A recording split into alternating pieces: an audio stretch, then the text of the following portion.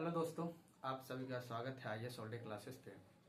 आज जो है हम लोग ये देखेंगे कि जैसा कि आप लोगों को पता है बीपीएससी का एग्जाम बहुत ही नज़दीक आ चुका है, तो उसमें से सबसे ज़्यादा इम्पोर्टेंट रहता है बिहार का कृषि। लगभग एक सवाल आपको देखने को मिलेगा, चाहे वो हाल ही में जो बिहार के कृषि में जो डेवलपमेंट हुआ है, जो बजट से संबंधित को अगर कृषि में विकास हुआ है तो उनसे संबंधित आपको एक सवाल से या दो सवाल देखने को मिल जाता है। तो देखिए, सबसे पहले हम बिहार का कृषि यानी आर्थिक सर्वे 2023-24 या बजट के लिए देख लेंगे। तो सबसे पहले आपको एक डाटा में पूछ जाता है कृषि में वृद्धि दर कितना हुआ है। तो याद रखना 4.8% का जो है कृषि में वृद्धि दर देखा गया है। कृषि में जो है वृद्धि दर कितना देखा गया है, 4.8% देखा गया है कृषि में। उसके बाद देखिए, सबसे पहला क्या है, हाल ही में आपको 96% बिहार के मैदानी भाग, यानी कि बिहार में जो है 96% क्या पाया जाता है, मैदानी भाग पाया जाता है। उसमें जो है पहाड़ी क्षेत्र बहुत ही कम है बिहार में। तो इस वजह से आपको ये ध्यान में रखना है कि बिहार के 96% कौन सा भाग पाया जाता है, मैदानी भाग, जिसमें जलोढ़ मिट्टी सर्वाधिक मात्रा में पाई जाती है। अब याद रखना है, बजट 2024-25 में 76% आबादी जो है किस पे निर्भर है, कृषि पे। आपसे ये क्वेश्चन पूछ दिया जाएगा कि ये बताइए कि बजट 2024-25 में जो है कृषि पे कितना परसेंट आबादी क्या है, निर्भर है। तो क्या बोलना है, 76% आबादी किस पे निर्भर करता है, कृषि पे निर्भर करता है। 76% आबादी किस पे निर्भर करता है, कृषि पे निर्भर करता है। अब एक तो पूछ देता है सवाल कि सर्वाधिक फसल कहाँ पे कौन सी पाई जाती है। तो ये चीज पे देखना है, सर्वाधिक उपजाऊ फसल से चावल हो गया। चावल में स्थान कौन सा है बिहार का, दूसरा स्थान है। पहला स्थान किसका पड़ता है, वेस्ट बंगाल का पड़ता है। गेहूं का तीसरा स्थान है, ठीक है। उसके बाद देखिए, सर्वाधिक चावल बिहार में कहाँ पाया जाता है, तो रोहतास जिला में सबसे ज्यादा चावल की खेती की जाती है। यानी सबसे ज्यादा चावल कहाँ पाया जाता है, तो रोहतास में। गेहूं कहाँ पाया जाता है, तो रोहतास में, ठीक है। मक्का कहाँ सबसे ज्यादा उत्पादन, याद रखना, बजट 2024 के तहत बता रहा हूँ, अररिया में, ठीक है। दलहन कहाँ पाया जाता है, तो पटना में। तो याद रखना है कि जो चावल की जो खेती वो कहाँ होता है, रोहतास में पाया जाता है। और गेहूं की फसलें कहाँ होती है, वो भी रोहतास में ही है। तो चावल और गेहूं सर्वाधिक मात्रा में कहाँ पाया जाता है, तो रोहतास के क्षेत्र में पाया जाता है। मक्का कहाँ होता है, तो अररिया में होता है। दलहन कहाँ होता है, तो पटना में। याद रखना है, सबसे कम जो चावल की खेती की जाती है वो, यानी सबसे ज्यादा जो चावल का उत्पादन कम हुआ है वो कहाँ पे है, मधुबनी। जानते हैं आपको, मधुबनी दरभंगा के क्षेत्र में मखाना की खेती ज्यादा की जाती है, तो इसलिए वहां पे चावल की मात्रा कम पाई जाती है। अब देखिए, सब्जी में भी थोड़ा सा देख लेना है। आलू सर्वाधिक मात्रा में कहाँ इस बार उत्पादन किया गया है, तो पटना में किया गया है। आलू कहाँ है, तो पटना में। प्याज कहाँ है, तो नालंदा में। बैगन कहाँ हुआ है, तो नालंदा में हुआ है। अब देखिए, सर्वाधिक केला कहाँ पाया गया है, तो मधुबनी, वैशाली और मुजफ्फरपुर में। कभी कभी कर्म से लगा के भी आपको सवाल पूछ दिया जाएगा। तो सर्वाधिक केला कहाँ पाया जाता है, तो मधुबनी में, वैशाली में और मुजफ्फरपुर में।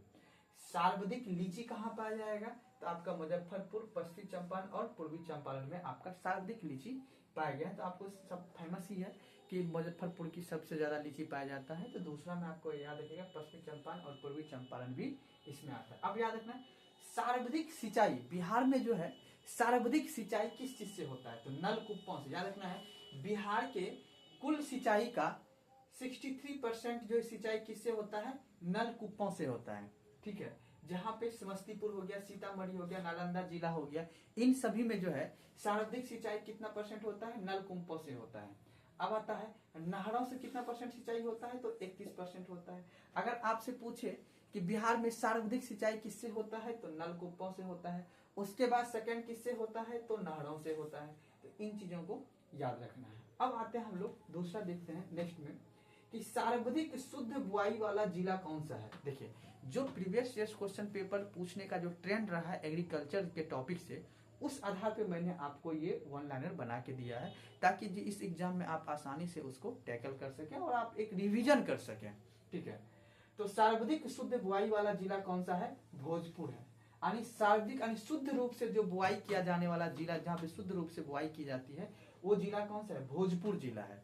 जहाँ पे कि 80% जो है शुद्ध रूप से बुआई करने वाला जिला, जहाँ पे शुद्ध रूप से बुआई, चावल की वगैरह का बुआई करके ही खेती वहां पे की जाती है। अब आता है सर्वाधिक फसल सघनता वाला जिला, यानी फसल के मामले में सघनता कहाँ पे सबसे ज्यादा पाया जाता है आपको, तो जहानाबाद में पाया जाता है, ठीक है। गन्ना उत्पादन पश्चिमी चंपारण, यानी बिहार के कुल 65% उत्पादन कौन करता है, गन्ना पश्चिम चंपारण करता है। इस चीज को याद रखना है कि कुल बिहार के उत्पादन का 65% उत्पादन जो है पश्चिम चंपारण में ही गन्ना की खेती की जाती है।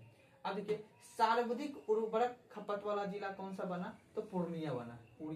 यूरिया जो है सर्वाधिक खपत कौन करता है, तो पूर्णिया जिला करता है। अब चल एक कभी कभी आपको जीआई टैग से भी सवाल देखने को पूछ दिया जाता है कि जीआई टैग कौन सा है अभी हाल ही में जो है 2024 के जीआई टैग में। तो देखिए सबसे पहला आता है, देखिए सिक्की घास शिल्प, यानी सिक्की घास शिल्प जो है वो कौन से किसको मिला है, उत्तरी बिहार को मिला है। उत्तरी बिहार के जो कुछ जिला है उसको सिक्की घास शिल्प का जो है जीआई टैग दिया गया है। उसके बाद है सुजनी कढ़ाई। सुजनी कढ़ाई किसको मिला है, मुजफ्फरपुर को मिला है। सुजनी कढ़ाई के लिए किसको जीआई टैग मिला है, मुजफ्फरपुर को मिला है। अब देखिए सिल्क हो गया, और जाके मंजूसा आर्ट हो गया, जर्दालू आम हो गया, कतरनी चावल हो गया। ये चारों जो है यानी सिल्क जानते हैं किसको सिल्क सिटी का है, भागलपुर को। उसमें जो है मंजूसा आर्ट हो गया, और उसके बाद जो है जर्दालू आम हो गया, कतरनी चावल हो गया। ये सभी जो है किसके लिए प्रसिद्ध है, यानी किस राज्य किस जिला को मिला है, तो बिहार के भागलपुर जिला को ये जीआई टैग मिला हुआ है। मगही पान जानते ही नवादा और पटना को मिला हुआ है। ठीक है, मरचा धान किसके लिए मिला है, तो पश्चिम चंपारण के लिए पूछने की संभावना बनता है, क्योंकि मरचा धान जो है बहुत ही न्यूज में रहा था। तो मरचा धान जो है पश्चिम चंपारण के लिए जीआई टैग मिला हुआ है।